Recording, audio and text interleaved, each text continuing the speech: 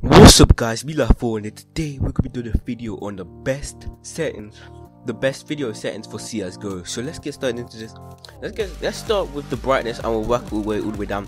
Actually, we're going to start with this thing first. So CSGO is basically not meant to be a really graphical game like Black Ops 3 or something. It's not meant to be like really graphical and all that. So that's the reason I use low.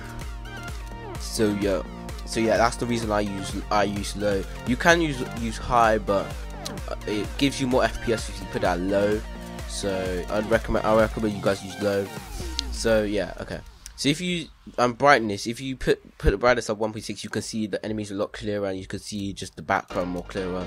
It's just much better. Don't use computer monitor, so don't use television. The colors become like really weird, as you can see like right there. Some players do like to use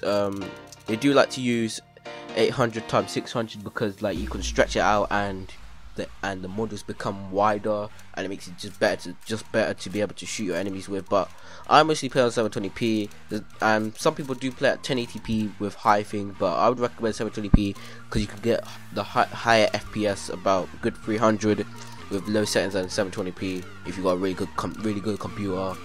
But yeah, also you could put your I wouldn't recommend using a full screen window because that messed me up when I was trying to record videos earlier.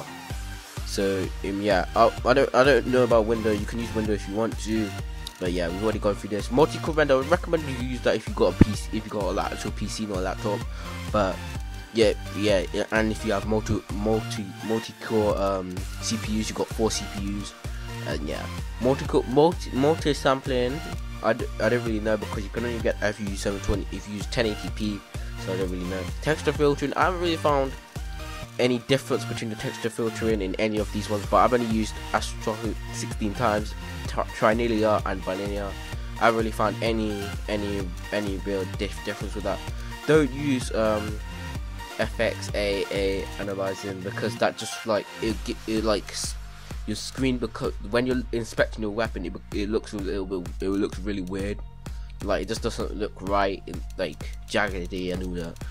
And vertical sync, if you want to sync up your frames with your monitor, which I probably wouldn't do. But and motion, don't use motion blur. Don't use motion blur. It's at Battlefield 3, it's in Battlefield 4. Don't use motion blur.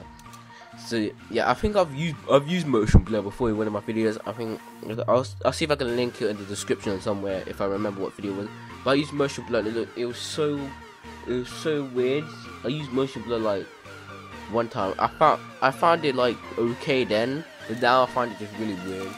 But yeah, and laptop power saving if you're on a laptop, obviously. But yeah, anyway, I hope you guys did enjoy the video. If you did, make sure to smash that like button, comment for, and subscribe for new fresh. Subscribe for fresh CSGO content, and I'll see you all next time. See you guys.